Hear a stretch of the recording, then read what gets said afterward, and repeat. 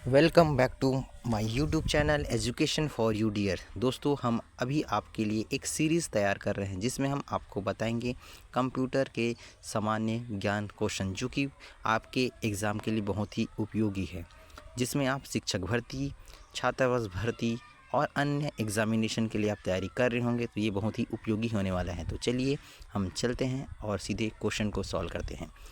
प्रश्न क्रमांक 1 आपके स्क्रीन के सामने आप देख पा रहे हैं। 8 बीटों के समूह को कहते हैं।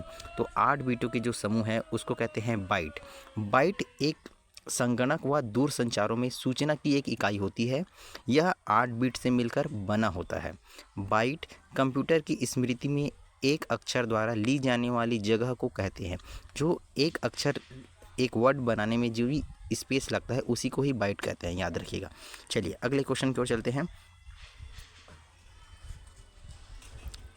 क्वेश्चन नंबर 2, कंप्यूटर के किस मेमोरी को रैम के अक्सर प्रयोग की जाने वाली सूचनाओं को संग्रहण करने में प्रयोग किया जाता है? तो यहाँ पे आप देख पा रहे हैं मुख्य मेमोरी, रजिस्टर, रोम और कैश मेमोरी। तो इसका जो करेक्ट आंसर है वो होगा कैश मेमोरी। कैश मेमोरी के बारे में आपको बता देता हूँ। कैश मेमोरी एक परिवर्तनशील मेमोरी होती है जिसको हम चेंज कर सकते हैं, जो कि कंप्यूटर में होती है, जो कि एक सीपीयू के काफ़ी पास होती है, सीपीयू के आसपास ही होता है, इसलिए इसे सीपीयू मेमोरी भी कहा जाता है। कैश मेमोरी को सीपीयू मेमोरी भी कहा जाता है, ये आप याद रखेंगे। क्वेश्चन ऐसा भी पूछा जा सकता है। Next question, question number 3, email पते को ध्यान में रखते हुए सही विकल्प है। ईमेल में जो सिंबल रहता है वो क्या है? इसमें से देखिए आप, उनमें हमेशा @ चिन्ह होना चाहिए, उनमें कभी खाली स्थान नहीं होना चाहिए। ए और बी दोनों उपयुक्त में से कोई नहीं। तो पहला तो हम देख पा रहे हैं कि उसमें @ का चिन्ह होता है, उसमें खाली स्थान नहीं होता है, तो इसका ऑप्शन हो जाएगा ए और बी दोनों, इसका करेक्ट आंसर होगा। ईमेल का मतलब होता है इलेक्ट्रॉनिक मेल। जो ईमेल है उसका फुल फॉर्म होता है इलेक्ट्रॉनिक मेल।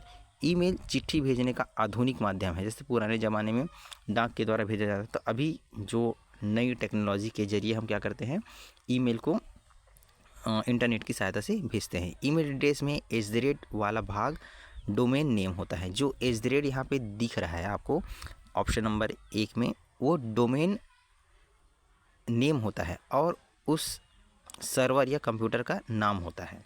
ठीक है, आगे बढ़ते हैं।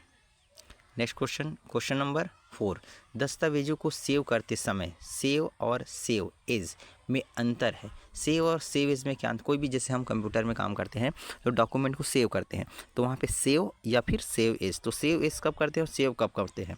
तो इसमें ऑप्शन देख लीजिए पहले, कोई भी अंतर नहीं है। सेव उस दस्तावेज को संग्रहित करेगा जो पहले से ही किसी स्थान में संग्रहित है। सेव एज हमें नाम और स्थान बदलने की अनुमति देता है। बी और सी दोनों। तो इसका जो सही आंसर है वो हो जाएगा बी और सी दोनों।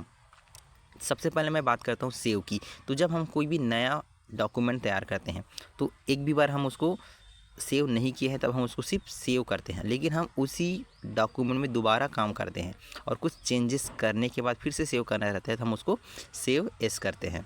ठीक है, अगला क्वेश्चन की ओर चलते हैं। क्वेश्चन नंबर 5, इनमें से कौन सा फॉन्ट स्टाइल MS वर्ड में नहीं है? MS वर्ड में नहीं है वो है, देखिए तो यहाँ पे सब स्क्रिप्ट, बोल्ड, रेगुलर और इटैलिक्स। तो इसका जो करेक्ट आंसर हो जाएगा वो हो जाएगा सब स्क्रिप्ट। बोल्ड होता है, रेगुलर होता है, इटैलिक्स भी होता है। ठीक है, सब स्क्रिप्ट एक ऐसा फॉन्ट स्टाइल नहीं, कोई भी फॉन्ट स्टाइल नहीं है, यह एक टेक्स्ट है। जो सब स्क्रिप्ट होता है वो क्या होता है? टेक्स्ट होता है। फॉर्मेटिंग में इसका इस्तेमाल होता है और याद रखेंगे। अगला क्वेश्चन की ओर बढ़ते हैं। क्वेश्चन नंबर 6, Ctrl+P इस्तेमाल किया जाता है। Ctrl+P किस लिए इस्तेमाल किया जाता है? तो यहाँ पे आप देखेंगे वर्ड फाइल को बंद करने के लिए, कंप्यूटर को बंद करने के लिए, दस्तावेज को छापने के लिए, दस्तावेज को कॉपी पेस्ट करने के लिए। तो इसका सही आंसर हो जाएगा दस्तावेज को छापने के लिए। ठीक है, Ctrl+P पेस्ट करते हैं ना, जिस किसी चीज़ को हम एक स्थान से दूसरे स्थान तक ले जाना है तो Ctrl+Alt दबा देते हैं ए, फिर उसके बाद उसको पेस्ट करना रहता है तो हम Ctrl+P कर देते हैं। ठीक है, अगला क्वेश्चन, क्वेश्चन नंबर 7, टेबल बनाते समय MS वर्ड में माउस पॉइंटर के जैसा दिखाई देता है। मॉइस पॉइंटर का जैसे क्या दिखाई देता है, पेंसिल पहले जैसा ही रहता है, सीधी रेखा या वर्गाकार। तो इसका सही आंसर हो जाएगा सीधी रेखा। टेबल बनाते समय MS वर्ड में मॉइस पॉइंटर एक सीधी रेखा के जैसा दिखाई देता है। ठीक है, आगे बढ़ते हैं। अगला क्वेश्चन नंबर 8, पावर पॉइंट प्रदर्शन में कौन सा फाइल प्रारूप नहीं जोड़ा जा सकता। पावर पॉइंट जो होता है, जब हम स्लाइड बनाते हैं उस टाइम फाइल में कौन सा प्रारूप नहीं जोड़ सकते। तो JPEG जो इमेज को सेव करते उसके लिए, उसके बाद HTM, GIF, वेव, तो इसमें से कौन सा नहीं कर सकते हम, HTML की एक एक्सटेंशन होती है जो वेब पेज बनाने में इस्तेमाल होने वाली भाषा है HTML। बाकी सभी को हम एक इमेज के रूप में या किसी अन्य के रूप में हम पावर पॉइंट प्रदर्शन में फाइल प्रारूप के रूप में जोड़ सकते हैं। नेक्स्ट क्वेश्चन नंबर 9, कौन सी कुंजियों के संयोजन से पावर पॉइंट प्रस्तुतिकरण में नया स्लाइड जोड़ा जा सकता है। तो यहाँ पे ऑप्शन आपके पास है Ctrl+X, Ctrl+N, Ctrl+M, Ctrl+Z। तो इसका सही आंसर हो जाएगा Ctrl+M। Ctrl+M पावर पॉइंट प्रस्तुतिकरण में नया स्लाइड है ना, नया पेज के लिए हम क्या करते हैं, Ctrl+N करते हैं। लेकिन नया स्लाइड की बात है, यहाँ पे PPT बना दे तो Ctrl+ क्या करते हैं, M। Ctrl+N पावर पॉइंट की प्रस्तुति के नया प्रस्तुतिकरण के लिए होता है। और X की बात करेंगे, Ctrl+X जो है कट करने के लिए होता है, और Ctrl+Z जो होता है अनडू करने के लिए होता है। नेक्स्ट क्वेश्चन नंबर 10, ASCII का विस्तारित रूप है। इसका सही आंसर है American standard code for information interchange. जो सेकंड नंबर का ऑप्शन है इसका करेक्ट आंसर होता है। ठीक है, एक से हो गया अमेरिकन, S से हो जाएगा स्टैंडर्ड, C से हो जाएगा कोड, I से हो जाएगा इंफॉर्मेशन, एंड फिर अगेन I से हो जाएगा इंटरचेंज। नेक्स्ट क्वेश्चन नंबर 11, आधुनिक कुंजी पटल की बोर्ड में फंक्शन कुंजी या कीज की कुल संख्या होती है। तो इसका करेक्ट आंसर हो जाएगा ऑप्शन नंबर D, 12। आधुनिक कुंजी पटल होती है जिसमें फंक्शन की जैसे F1 से लेके F12 तक होती है ये। ठीक है, F1, F2, F3 ये कितनी होती है, टोटल 12 होती है।